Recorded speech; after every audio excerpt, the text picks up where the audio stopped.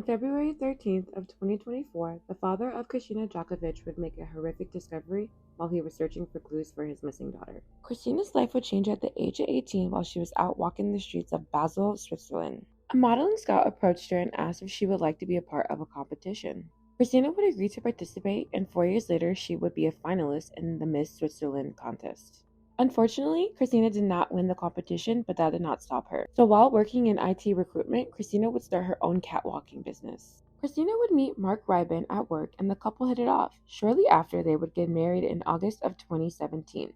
The two would have two daughters, one in 2020 and then another in 2021. People who knew Kristina knew that her two daughters were her greatest pride.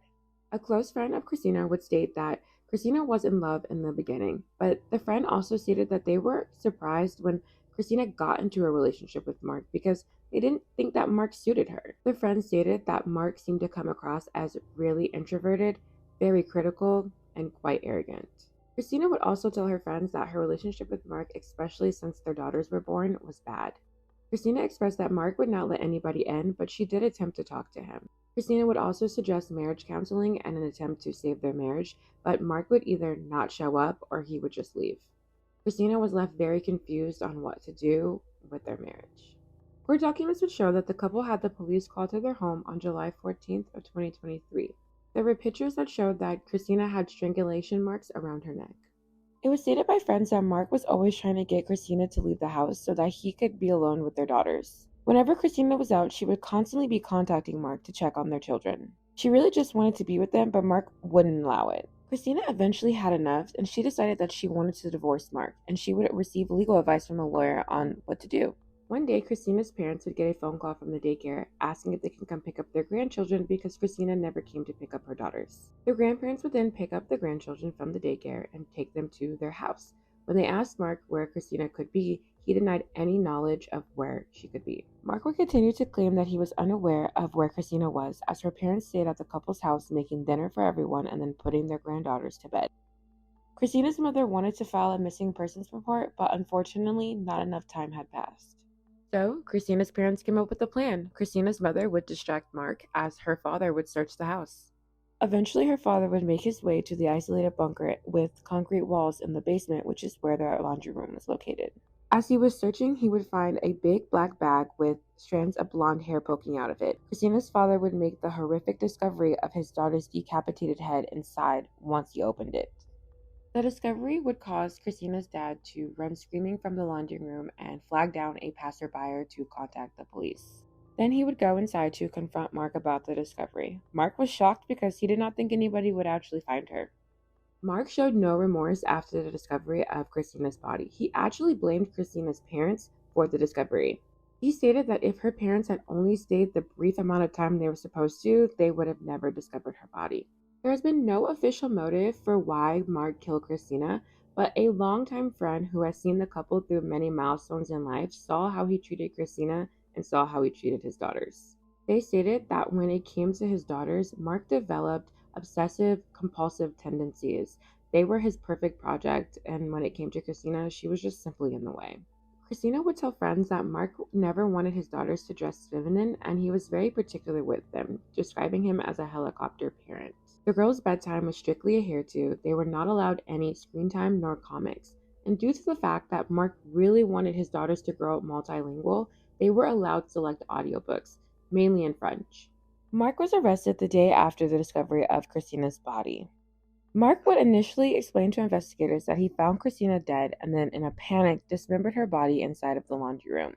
Eventually, Marc would change his story. He would confess to killing Kristina, but only as an act of self-defense after Kristina attacked him with a knife. He also confessed to dismembering Kristina, but out of panic. The prosecution stated that Marc notably showed a high level of criminal energy, a lack of empathy, and cold-bloodedness after killing his wife and covering it up.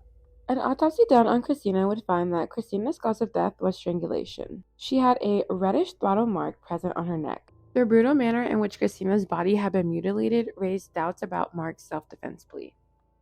The autopsy showed that Kristina had suffered blunt force trauma before her death. There were cuts on her cheek, under her eye, and her nose, along with several bruises on her lower leg, foot, shoulder blades, and on the back of her head.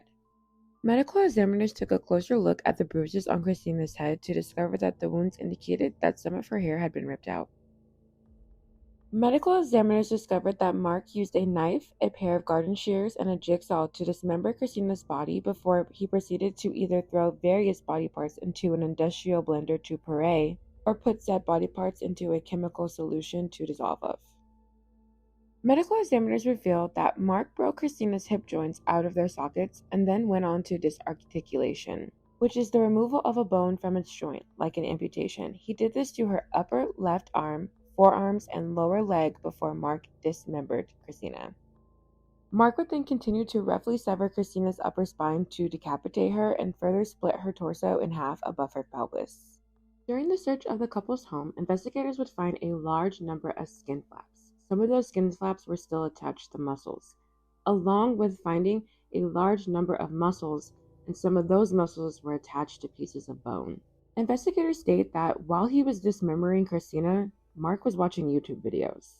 The autopsy report also indicated that Marc was suffering from some form of mental disorder, as Marc had actually cut the womb out of Kristina's body, and that is the only organ that he removed from her torso. Marc's behavior the day that he killed Kristina showed that Marc was extremely violent, particularly towards his respective life partners, even at times showing sadistic psychopathic traits, along with a low level of frustration tolerance and poor impulse control with an increasing escalation of violence. This would cause investigators to look into Marc's past to find any more evidence, and they would discover that Kristina was not the first woman that Marc had become violent with.